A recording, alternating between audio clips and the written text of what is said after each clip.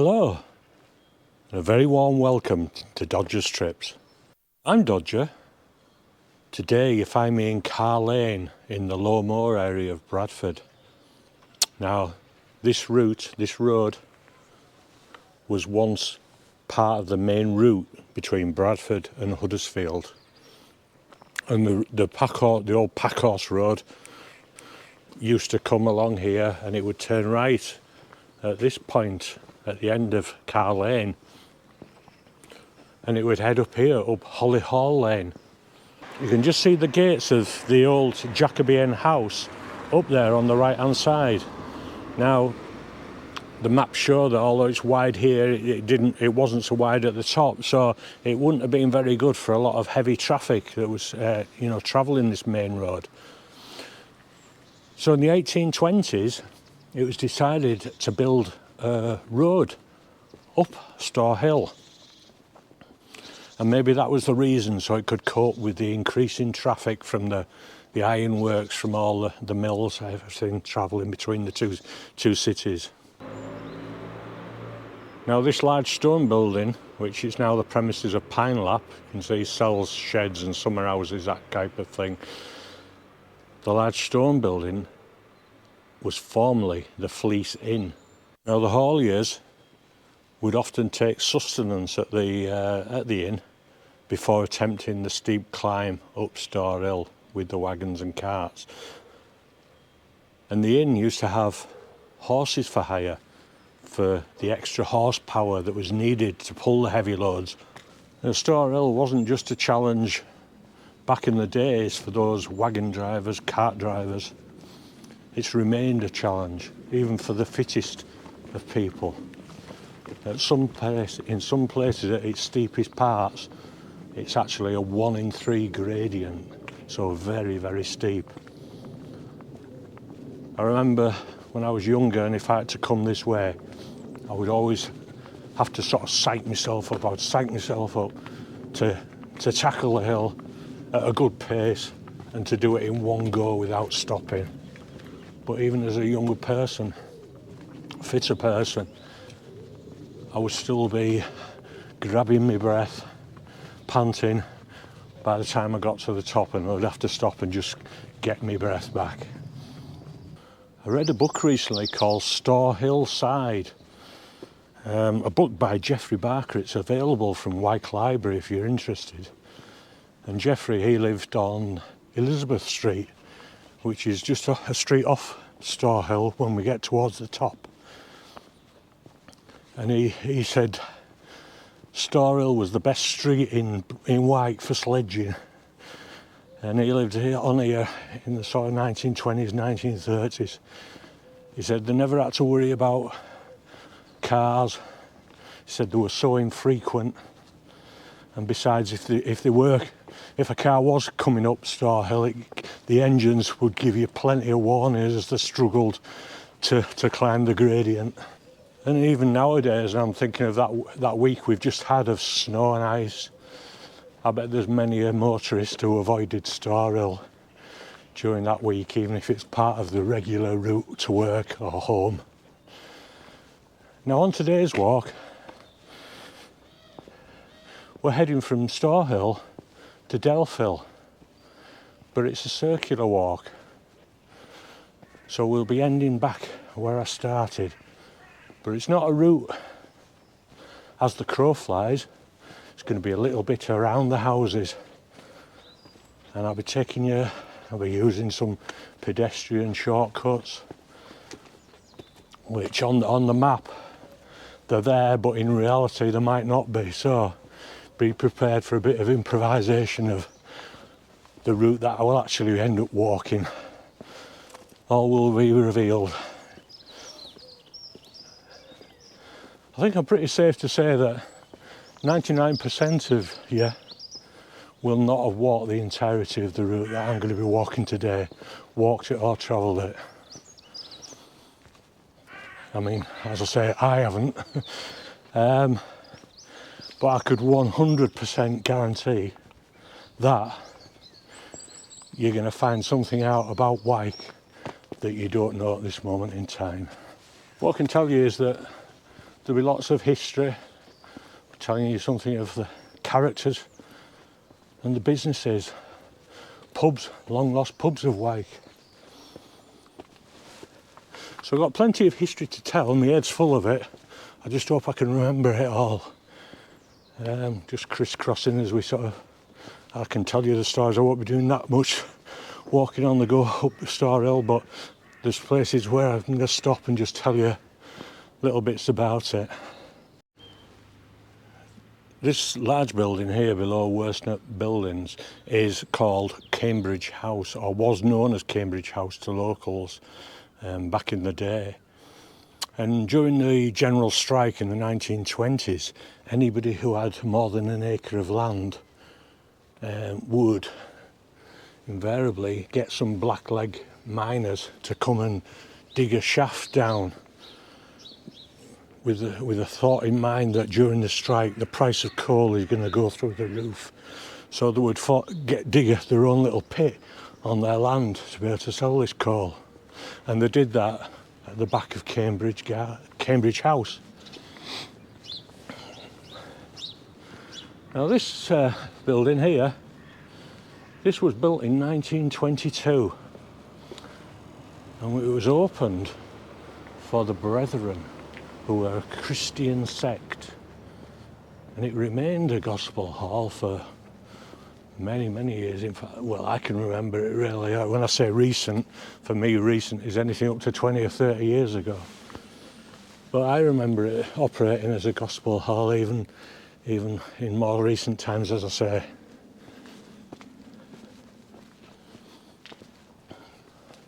So we'll continue on. Sun is just trying to break through on this Sunday morning.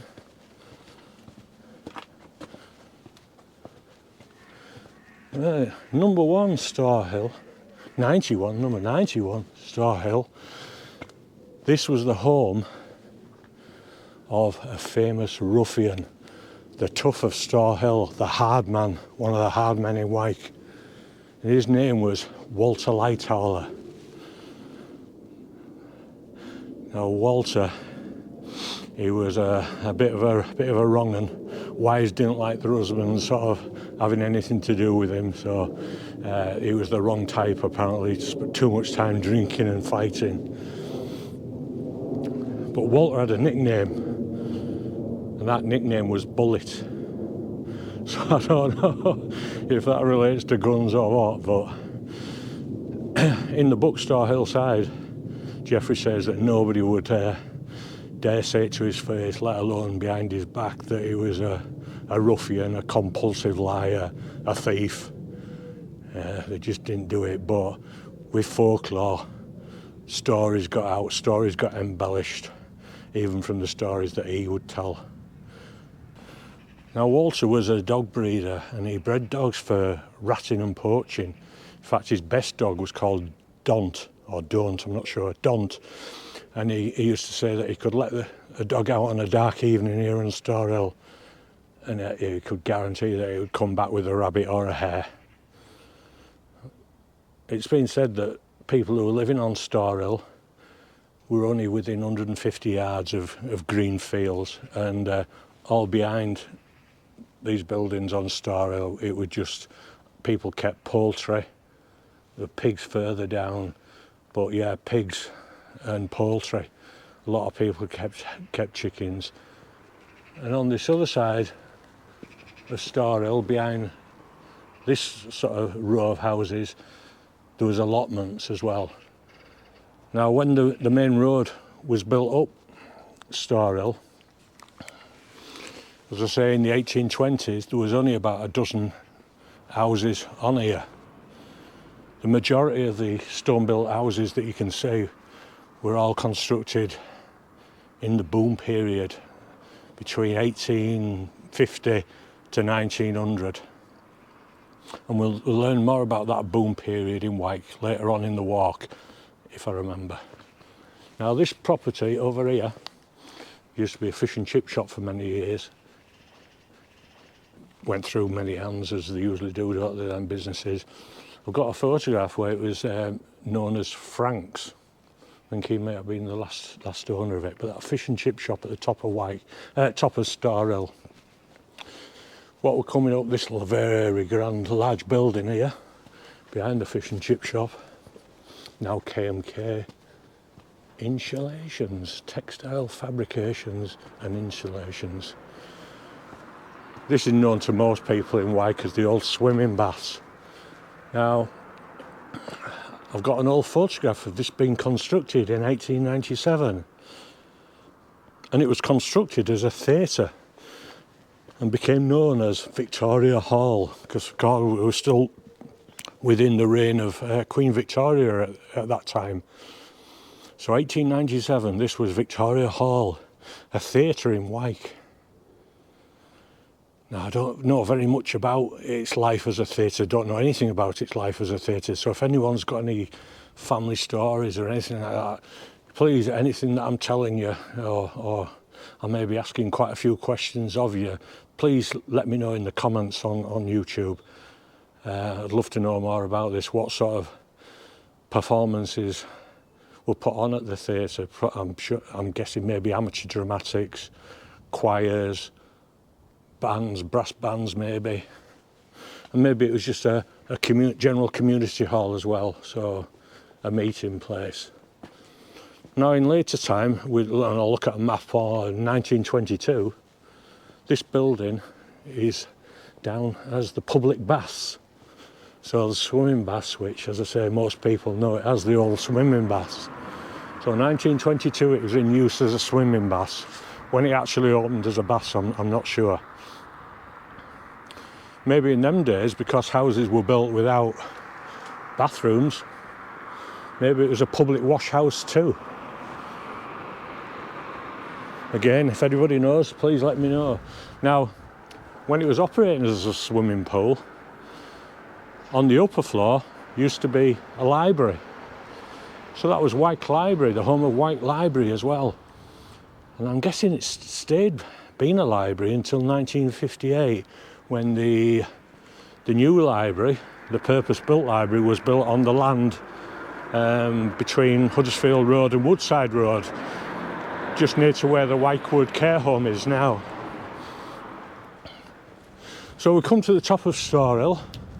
There we are, and this is the Junction pub, although it's not operating. Now, as you can see, the original entrance to the pub was here at the front. I'm guessing because of disability access and all that, they couldn't put the ramp coming out onto the footpath. But yeah, that's all bricked up now, but that was the original entrance to the Junction. Now this kind of cornerstone, this semicircular space here with cobbles, maybe they use cobbles from the old roads, I don't know, maybe when there's been some road changes. But just further up behind me, about 300 yards, at the corner of Mayfield Avenue and Huddersfield Road, on the maps it's marked as Salvation Army Barracks. So the Salvation Army had a base in Wyke during that time. This is probably thinking about the turn of the 20th century, the 1900s, into the 20th century.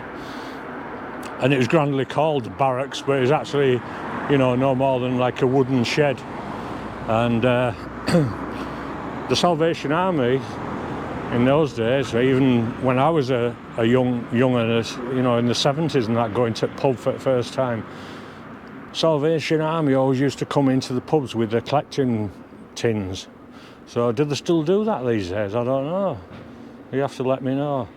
But this footpath here outside the Junction was a popular place for the Salvation Army to gather, and they would sing the hymns. On this corner, underneath, it's described an old gas lamp. So obviously we've got a modern street light up there, but there was a gas lamp on this corner, and the Salvation Army tambourine players, singers would sing the hymns while maybe the ladies went in there with the collection tins.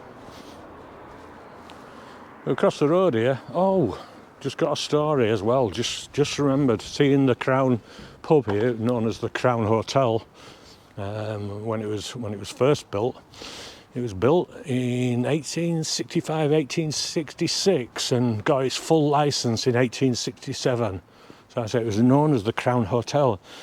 Now, remember Walter Lightoller, our hard man of Wyke, who lived on 91 Storr Hill behind us. There's a story of him coming home, sort of staggering home one late evening with a cage trap, and he'd caught 5 rats in the stables behind the Crown Hotel. And he must have got talking to someone, and he had a dog in training with him. And to show off his sort of training of his dogs, he opened the cage and let these 5 rats free out of the cage. And it said that the dog chased after the first ones, one bite, chased after the next one bite, next bite, and he got and killed all 5 rats before they could, and none of the rats got to any cover. That's how quick his dogs were. So yeah, that's a Walter Lightoller, Bullet as his nickname was. So the Crown Hotel, yeah, I mentioned there, it used to have stables. Now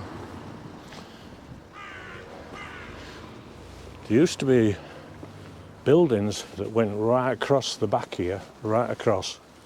Now there's a Premier mini market there now, which is getting the sun directly. It should come this way a bit. So Premier mini market is obviously a new build, as it were. I mean, it's been there, a few decades now, but I call it a new build.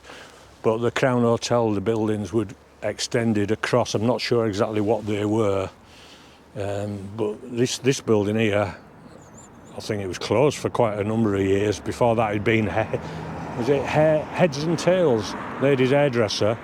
And when we first came to Wyke in the 1980s, it used to be a second-hand furniture showroom, second-hand furniture shop, and we got a beautiful red Chesterfield couch and chair for our first house in Wyke on Laverack Field. So this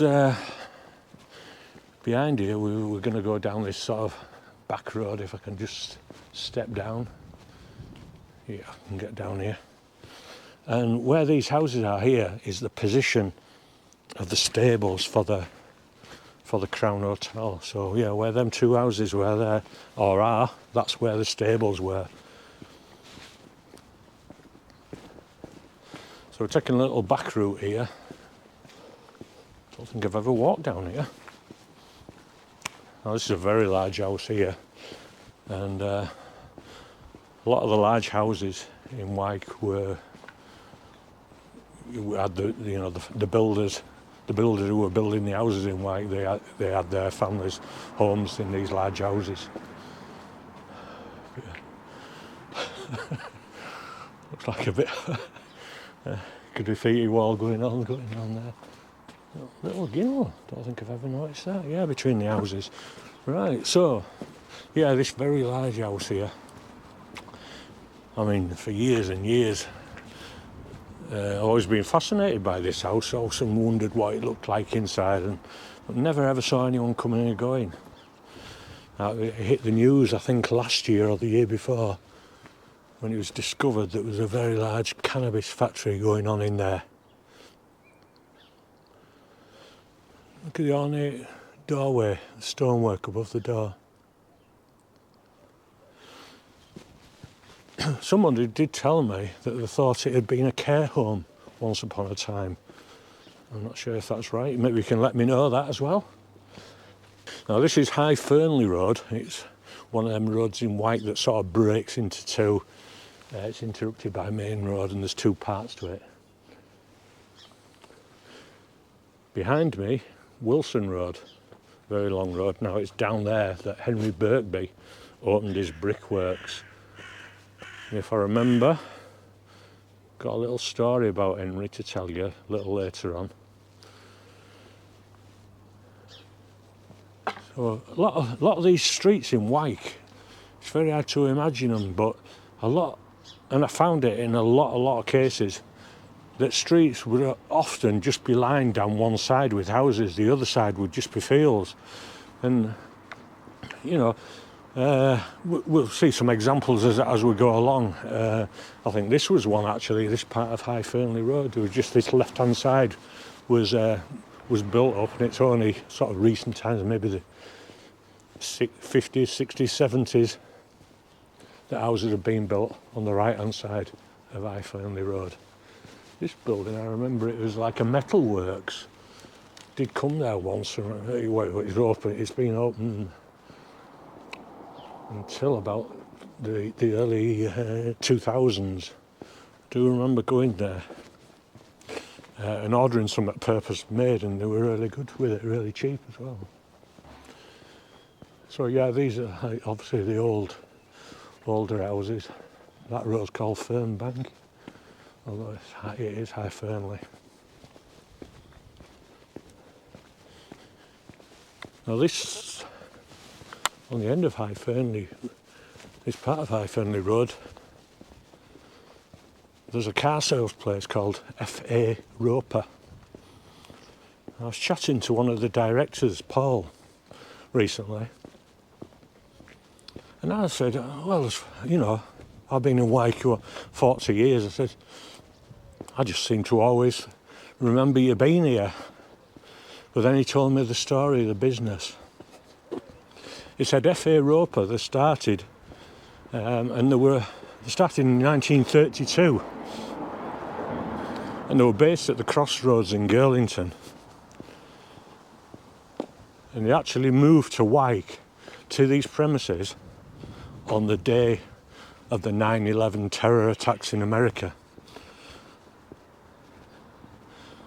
So, a memorable day all round, I suppose. And he was telling me that they, when they inherited it, it was a bit of a dump, a bit of an eyesore. It had been used as for breaking up cars, and they've actually extended the building. There was just half the width of the building. They've extended the second half there. But they tend to specialise in mainly German cars, anything up to sort of £60,000. Often they get the occasional one that might be a bit more than that. Always very beautiful cars. No one used to walk past with my kids and that, we'd always like say, right, ooh, which car would you choose? So that was always something we'd do every time we walked past F.A. Roper.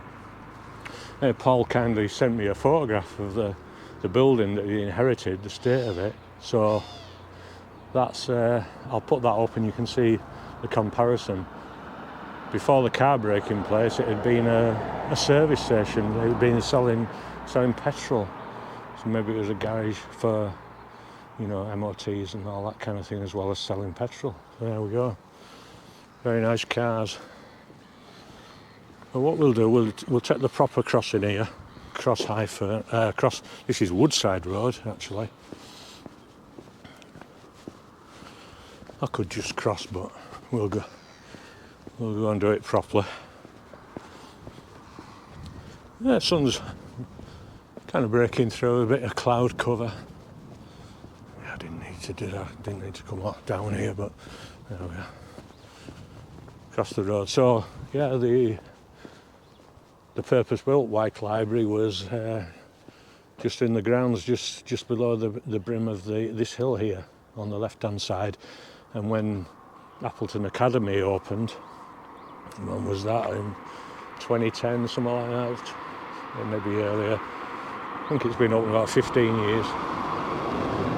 Wyke Library moved into part of the school building.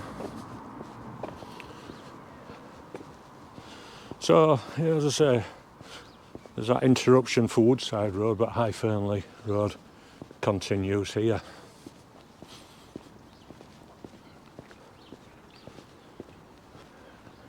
Now, this was the start of my last circular walk. It was circular walk number 6, and I headed down right down High Fernley Road into Judy Woods, It was one of them days where snow was forecast, so wintry weather was forecast, but not till the afternoon, so I thought it'd be alright to go out in the morning and do the walk. Excuse me. As it turned out, the snow started to fall just as soon as I started heading down there towards the open fields, and the snow just got thicker and thicker, and I'm there, just a short coat on, no hat, no hood, and the blizzard just got thicker and thicker and thicker. And yeah, it's quite comical watching it back, so if you're interested in learning about the lady in the woods, the headless horseman of High Fernley, that's one to check out on the channel. So this is Carr House Gate. Now, I think I've already mentioned, or did I, Carr House Lane, I'm not sure, when we started the walk at the bottom of Storr Hill. But beyond where the school grounds are, and before the Hudson development, that estate, that area of ground there used to be the gardens, the grounds of a big house in Wyke called Carr Hall. So you see a lot of, not as street names, they're either called Carr House or Carr Hall, Carr Hall Road, Carr Lane, Carr Road Drive, I think there's about, must be 10 and a dozen names in Wyke. Carr House Lane, Carr House Road, Carr House Grove, this one's Carr House Gate. Now this row of terraces here, these were like the originals from like the late 19th century. Again, nothing on this side, these are all new houses. But this stretch was known as, originally on the maps, it was known as Hedge Nook. And it's still got Hedge Nook on the sign. And then you look at later maps and they're calling it Edge Nook. So you see that a lot on maps, you see names of streets spelt differently over the years. There's a street which we're going to go nearby, or walk past the end of, I think, and it's called Able Street. And that's I don't know which is the spelling as it is at the present time, but that's been spelled A-B-L-E, and it's also been spelled A-B-E-L. So Able, not Abel.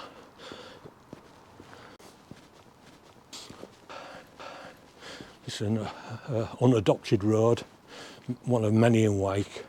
Now I've lived on one of these roads for a lot of years, and I know how you have to drive carefully. It's a never-ending job filling the potholes. But as a bystander, someone walking through, I like these sort of streets. To me, they add a lot of character to your street.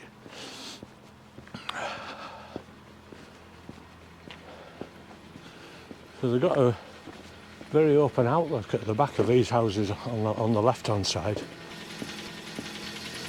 We're going to carry on walking down. This is all Carr House Gate still. Again, the older houses on the left-hand side and the new houses on the right. Yeah, that's been an entrance, hasn't it, into the garden. Oh, look, the name of the house, Kia. Name of a car, isn't it? The make of a car, Kia.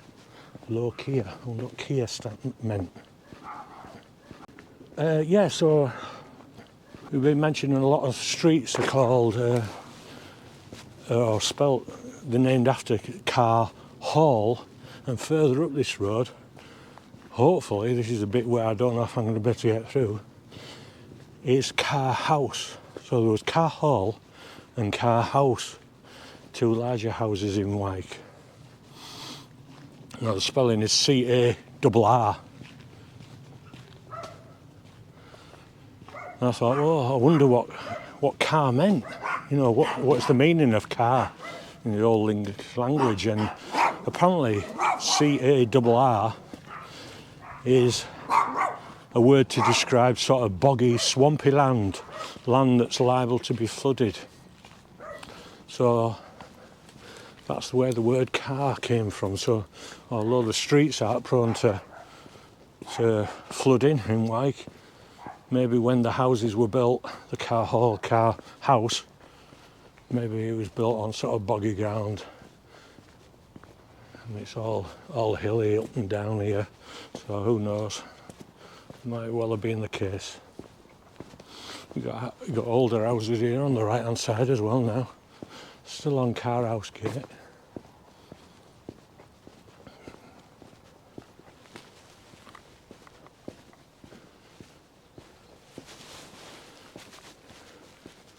Now this is where the road name changes.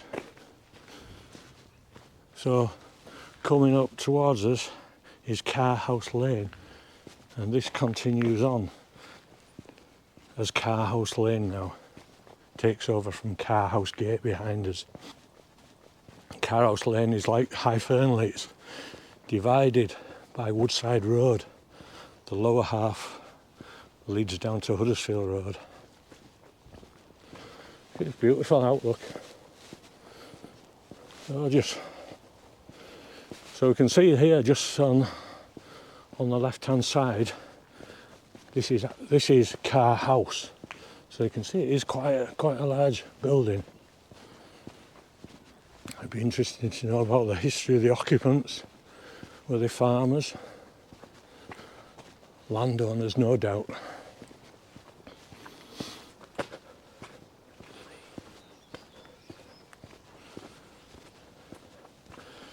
As I said before, you know, the occupants of who lived on Storr Hill, the people who lived on Storr Hill. It was said they were never more than 150 yards away from open fields, even though the area below them, Low Moor, was industrial heartland really, with the Low Moor Iron Works, one of the largest iron producing companies in Britain. And likewise, people of Wyke, never more than sort of 5 or 10 minutes walk away from open countryside, so we're very fortunate. These houses on the right hand side are part of the Delph Hill estate, which I'm hoping that we can get onto the estate and walk through there. The old lamp here, old cast iron lamp. I wonder if that still works. But yeah, so that's the Carr House, which you see on a lot of names, as I say, not other street names, are named after Carr House. This is obviously access only track, because it leads up to another area of ground on the left hand side, where you can see this mound. I think it's like a car reclamation yard. Again, I've never ever walked this stretch of.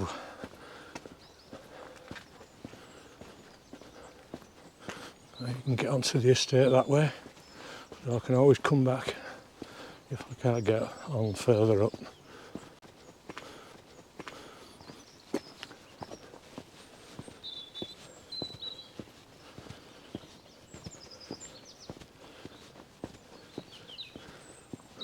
Big old tree here, a few years old. Yeah, you can see the mound here. Maybe that's part of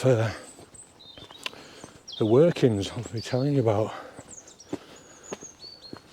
Again, I'll be asking for some more information, because I don't really know anything apart from how it's marked on the old maps.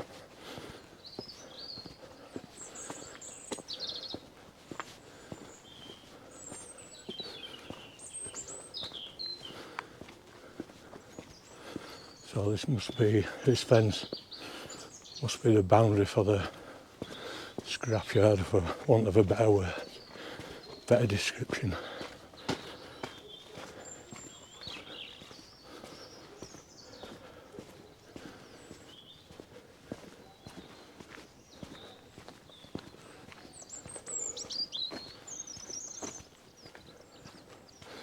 Yeah, closed. I can see the road goes down there through the gate.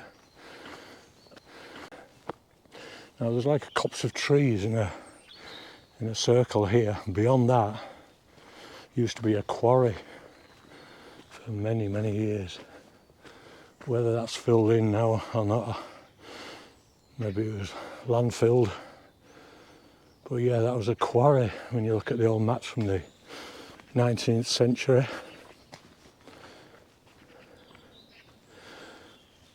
Wonder what they were digging for in the quarry. Could have been clay for Henry Birkby's brickworks. Let's get under it.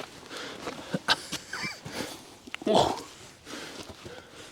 blimey, I'm stuck. Oh, done it. Well, it's a bit boggy here. Yeah, so we can get onto the estate. Yeah, what I'll do, I'll walk across this patch of uneven ground.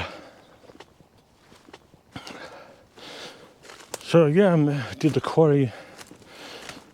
Was it harvesting clay for the brickworks?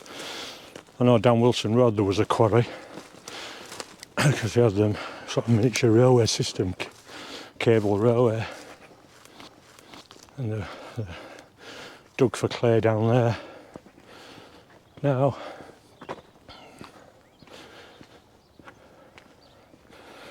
or was it for stone? Who knows? A lot of stone being used in the house building in Wyke. I remember this fence is familiar. We're now on Delph estate. I think this is the Acre, it's known as. And the magician Dynamo, he was brought up on this estate, and he came back in about 2011, 2012, and he came and sort of documented this estate, and he was chatting to some, playing football and chatting with some lads sitting on this fence. Not sure exactly whereabouts, maybe it was further up. But yeah, you can find that on YouTube as well. That was Channel 4, either a programme or a series. It's called Dynamo, An Estate of Mind. And it showed you walking around Wyke, walking around Delph, walking around Bradford, and going to his grandparents' flat in Bailey. His grandfather was the one who learnt him, started to teach him tricks or illusions, so it could help stop the bullying that he was suffering from at Wyke Manor School.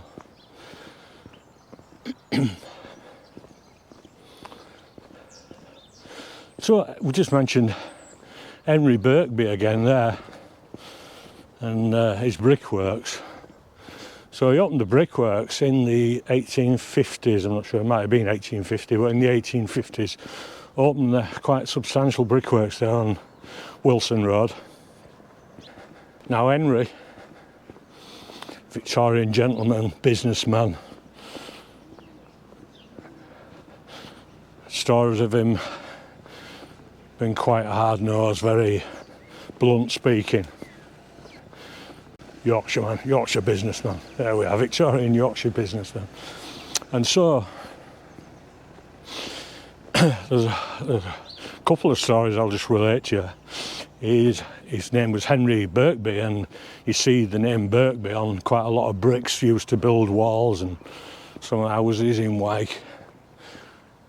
Quite commonly known about him. Now, he had a nickname, like our friend Walter Lightower with the nickname Bullet. Henry Birkby, he was known as Slasher Harry. And this is because of his habit of threatening to slash people if he was having an argument with them. There's no record of him actually carrying out any threat like that, but yeah, that was a nickname that he got in Wyke from his sort of dealings with people. Slasher Harry, there we go, Henry Birkby. Now, he had that nickname. Obviously, he was a bit of a fearsome character in his own right, but at the same time, he did a lot of things that were beneficial for the people of Wyke as well. I'm not sure where we go down here. Is it this way? I think we continue going down. I want to head towards where the shop is.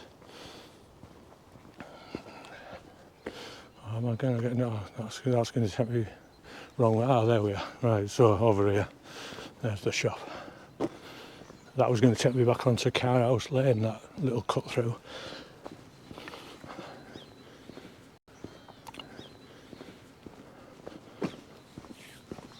Yeah, so back to Henry Birkby. He did a lot of good things for Wyke. He was part of the partnership that, you know, got the recreation ground built and dedicated for the use of the people of Wyke. So he did a lot of community things, and if you're familiar with Wyke, you'll know Worthinghead Road, which runs down the side of the recreation ground, Wyke Park, if you want to call it, where the physiotherapy centre is there. Only a narrow street. Now Henry, he was like on the council, I don't know if parish council, district council, and he campaigned. He thought Worthinghead Road should be widened. Now, whether he ever won that campaign or not, I don't know, because it's still narrow. But in one of the council meetings, somebody else, some other member, was saying, it's Worthinghead Road, it's wide enough. And Henry sort of lost his rag at that. He said, wide enough? Wide enough? He said, I could piss across Worthinghead Road. And with that, he got chastised by the chairman of the committee. So he got told off for his foul language. Yeah, I could piss across Worthinghead Road. That's our Henry here. There we are. So we're at the bottom of Delph Hill here. I was coming out this summer, all Ing and local convenience store there, Premier Express. Been in there a few times. Sometimes the people are all right, sometimes they're not so friendly. There we go. This takeaway as well, I've used quite a few times, and it's all right. It's typical takeaway food, and nothing sort of grand or gourmet about it, but prices are decent, and yeah, I go back there quite often, so that tells you it's kind of alright. Well, we're on here, Woodside Road, which was like the bypass. It's like the new road, I suppose. And this took traffic away from the middle of Wyke if it was travelling between here and Brighouse or Bradford and Huddersfield. Safe traffic going through the village.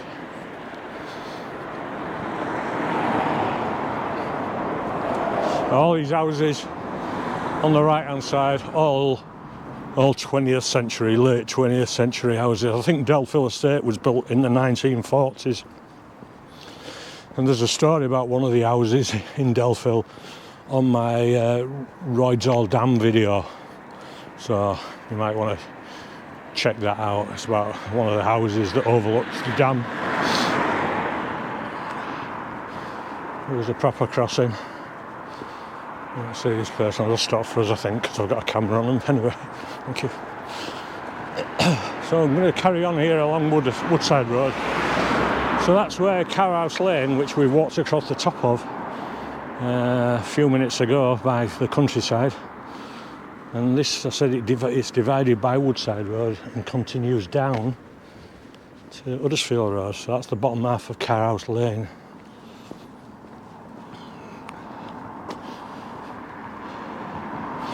I mentioned how the majority of the stone-built houses on Storr Hill were built in the second half of the 19th century, from about 1850 to 1890, 1900 time. And there was a boom at that time in housing. It was one of the boom areas between Wyke Common, which is like the Wyke Green, and Storr Hill. A lot of all those terraced houses that we're familiar with between on that side, Storr Hill side, all right up to Wyke Green, they were all built during that period. And it was a period of boom because the ironworks were so busy, mills were going up left, right and centre. And yeah, at that time, the occupation for people employed who lived in Wyke, 72% was they were either worked in the iron making or in textiles. And I forget, the other thing I've forgotten, maybe I'll put it up on the screen. I wanted to show you this stretch of housing. We'll take this little cut through. This used to be New Roadside Working Men's Club, didn't it? Again, till recent times, I'd say. It's about 2000 maybe. But this, I wanted to show you this property. Now, for a lot of years, it was sort of like abandoned, then it got fenced off, then the roof got took off it, and it was just a shell. They've obviously turned what was 4 cottages into one single house now. Obviously doing a very good job of it. It looks very, very smart. But the type of houses here, and I'll put the photo up, there were 4 cottages, but the cottages of a similar type went behind, all behind here. This is all modern housing, but on the right you see we've got the older houses, but all on the left here, all new houses now. But these were streets of the old small houses. Now they were known as low houses, and they were the very first type of house built for workers, for the lower end of the workforce, the unskilled almost, I would say, workforce. And yeah, there was a street that went across there. It was called Smith Street, and that had a lot of these low-level houses. And I think in the 1960s, there were a few of them were converted into garages for parking cars because they were that small. They just took the front wall out, put a couple of double doors on, and that was a garage, and you got just enough room to fit a car in. Now those low-level houses, which I've just shown you an example of, they were typically like one room, and there'd be a partition for a bedroom, and there might have been like a kitchen head. Now normally those houses wouldn't have a cellar. Occasionally you'd get these small stone houses that would have a cellar, and they were very useful. They used to use them for keeping meat in those days, obviously before the days of refrigeration. Now this property here, Wallpaper Land, the property that was here back in the early 20th century, maybe up to 1950s, 1960s even, was the post office. There was a post office and like a general store here, and it come right out to where the footpath is. Just cross over. Now Wyke Estate was full of houses. There was streets, there were Butchers Street, Providence Street, and up beyond the Wyke Rose, or the former Wyke Rose pub, there was School Street, School Place. There was about half a dozen streets all down here, and they all got demolished. Maybe it was part of sort of slum clearance to build this Wyke Estate. Now, the 2 houses that you can see here, 416, 418, that used to be the Babes in the Wood Inn, and I'll put up an old photograph of that so you can see what it used to look like. So yeah, that's the location of a long lost pub in Wyke.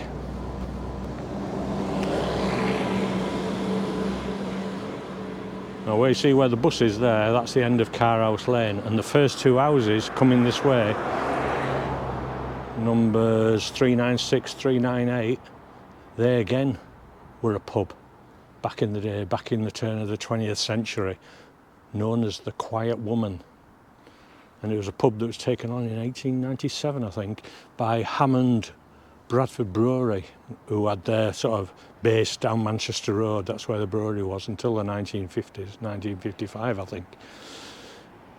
And like the brewing industry breweries came and went, there was mergers, there was takeovers, and Hammond became quite a big concern. It became known as Hammond United Breweries, because it was taking on so many other breweries.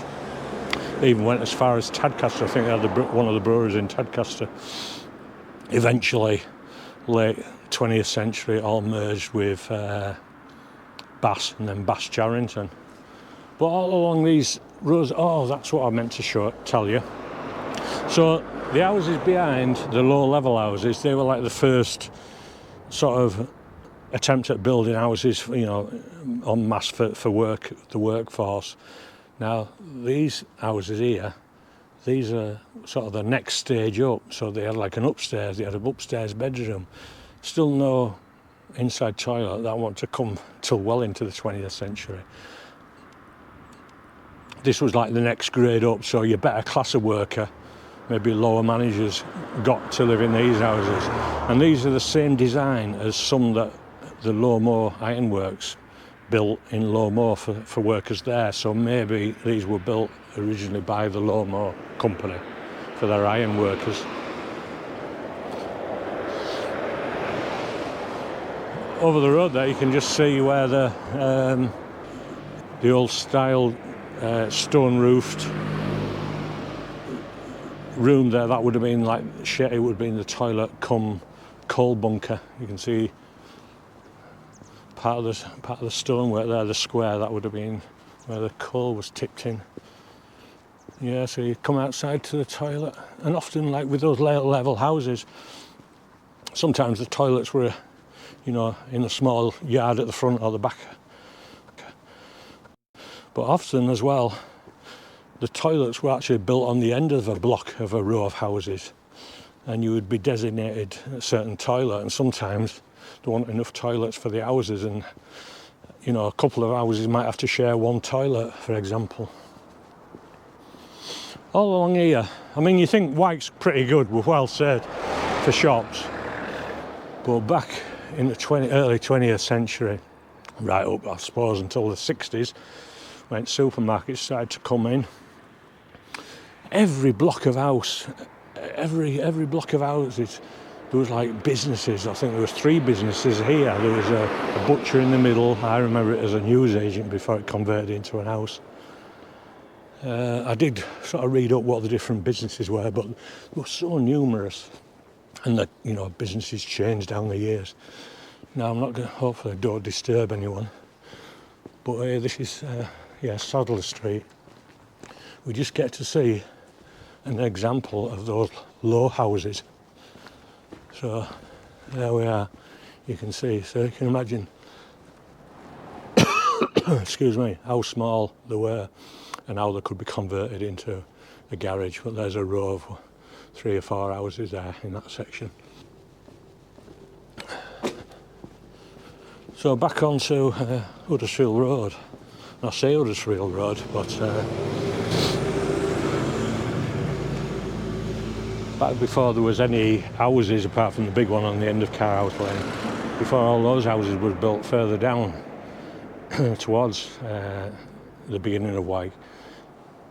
This row, this stretch of road from where I pointed out the Quiet Woman pub was, all the way along here, up to where the Crown Hotel is, at the mini roundabout, was known as New Road Side. So the Quiet Woman pub was actually number 2 Quiet Road, sorry, I do stumble over my words sometimes. Yeah, the Quiet Woman pub was number 2 New Road Side. And the Babes in the Wood Inn was number 20 New Road Side. Of course now the postal street is Huddersfield Road. So we've seen the entry level, as it were, for workers' houses. We've seen the next level up with those houses down there for sort of the better class workers, maybe lower managers, middle managers. Then you come to we're here on Perseverance Street.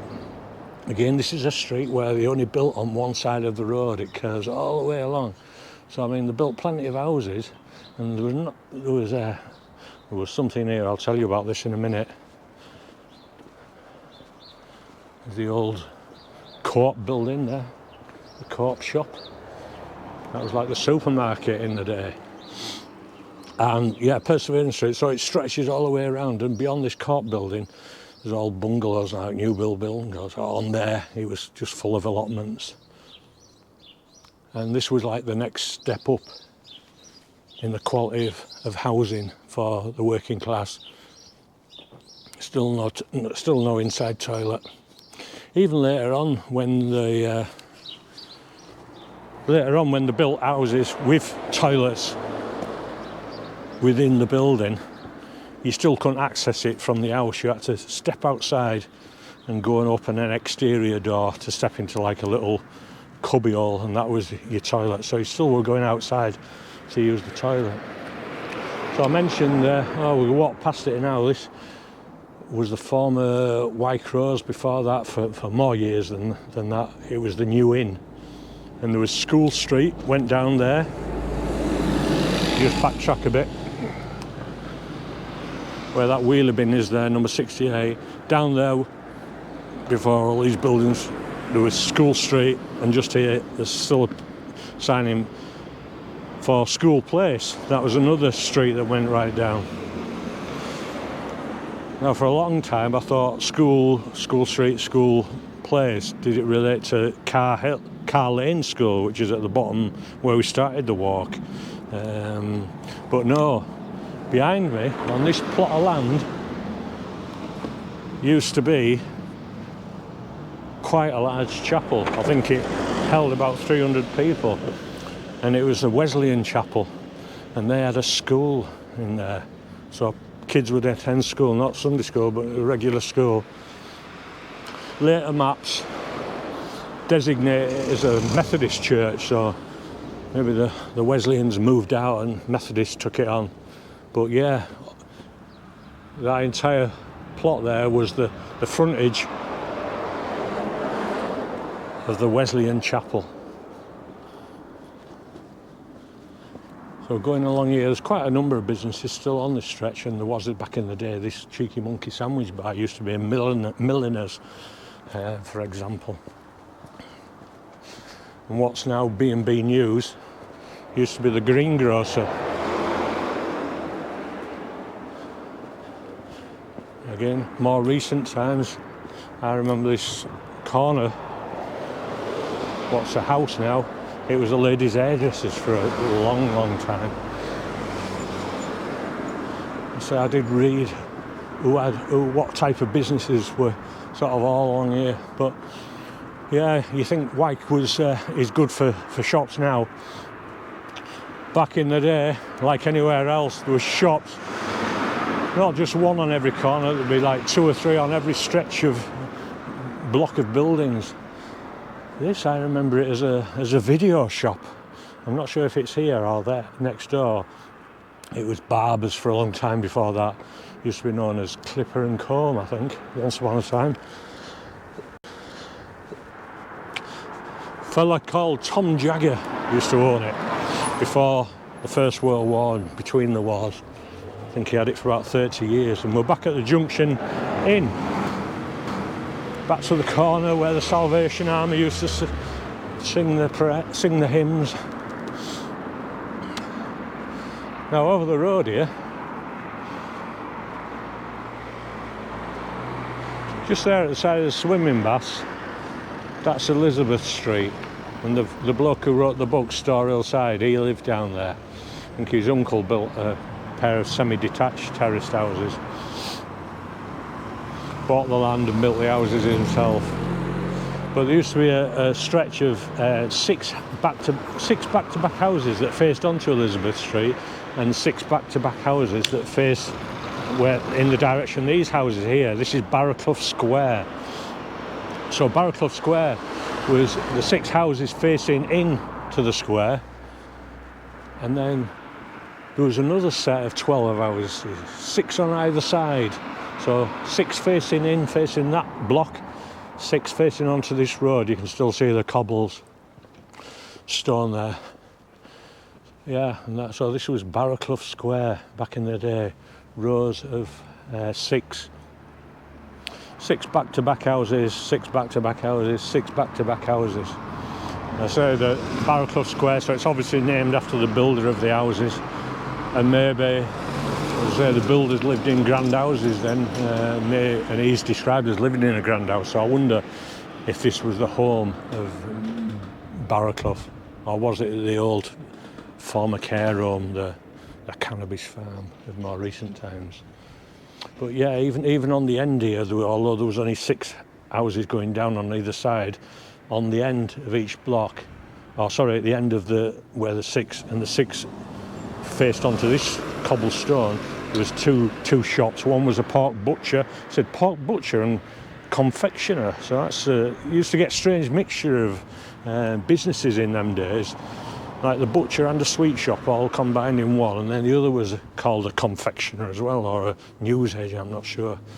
But yeah, 2 separate businesses there just right on that corner. So this is another of where it shows a cut through on the map. Hopefully it can lead us into Elizabeth Street. I've not been down this bit, so I don't know if it's so accessible or not. Oh yeah, that was easy enough. So yeah. So yeah, the Elizabeth Street had like 6 back-to-back houses there facing onto the swimming baths, and this block of like one house, and they were the only houses on Elizabeth Street until you went down, and there's that row of terraces going across there that lead onto Rawson Street. So they were the only houses on Elizabeth Street at that time. See, all these are newer builds, 20th century houses. I wonder if that's 17 and 19. Yeah, so I just caught the gentleman loading his car, and asked him, is this property what used to be 17 and 19 Elizabeth Street? This is the house and the land. Well, Geoffrey Barker, who wrote Storr Hill, he talks of his uncle, I think it was, buying the land, and he gives in the book, he gives all the receipts for how much he paid for, the land, the haulage of all the building materials, all that type of thing. And his uncle actually built these houses, and there were 2 separate houses, number 17 and number 19 Elizabeth Street. But the gentleman says it's now just one house. But if you read in Storr Hill there's this back garden backs onto the back garden of Walter Lighthowler, and he tells a story of how his dogs used to run along the top of the toilet blocks, and I used to see him from his back garden. Yeah, so this is where Geoffrey Barker lived. Amazing. I've read the book, and the house is still here when so many houses have been demolished. Thank you, sir. Thank you very much. So it's now number 1 to 3 Elizabeth Drive then.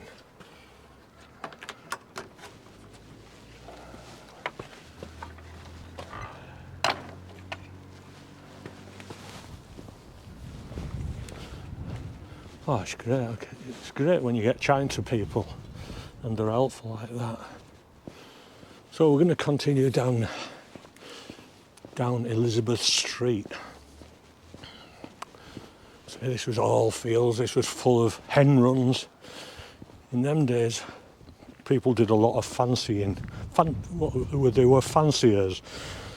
So there were pigeon fanciers, hen fanciers, even flower fanciers. People would grow flowers, they would grow the vegetables and compete in shows, and obviously it was all to do with being self-sufficient as much as possible, and not a lot of money around. I said the number of shops that you had in Wyke, all the way through Wyke, I mean, that would just be a mammoth task to name every single business, every place that was a shop back in the old days. We've seen how there's 2 lost pubs just back there. But yeah, this is coming down now. Elizabeth Street. the older row of terrace houses which were there, built in the second half of the 20th century. Sorry, second half of the 19th century, 1850 to 1890. I haven't really got on to talking much about the sort of social history. I mean, as I say, there was the textile industry was like the biggest employer. That, you know, when we're talking about the Victorian era up to the First World War, Britain produced about 65% of the world's cloth. So amazing. So that was the biggest employer in Wyke, the textile mills. And mills popped up all over the place, so many in Wyke. But then after the First World War, there was a bit of a boom in the textile industry because people wanted new clothes, like a new start, I suppose, new world. But then we got to the 1920s, the 1930s, and that was the age of the Depression. So a lot of mills closed, a lot of mills, you know, maybe as one mill closed, there'd be work at another mill then, and, you know, but gradually, you know, they petered out. Likewise with the Lowmore Company, this large iron-making company in Lowmore that employed so many people. During the 19th century, they... Oh, that's it, mining. That was the third thing, you know, I mentioned, that 72% of the employment were either in Wyke, was either in the iron making, in the textiles, or in mining, coal mining.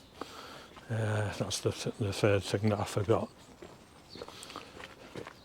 So yeah, the coal mining was all part of the iron making process, and as you know, the coal dried up, they had to buy, you know, land further and further afield, you know, as far as sort of Burley and the Leeds and stuff. But yeah, as the mines were all over Wyke.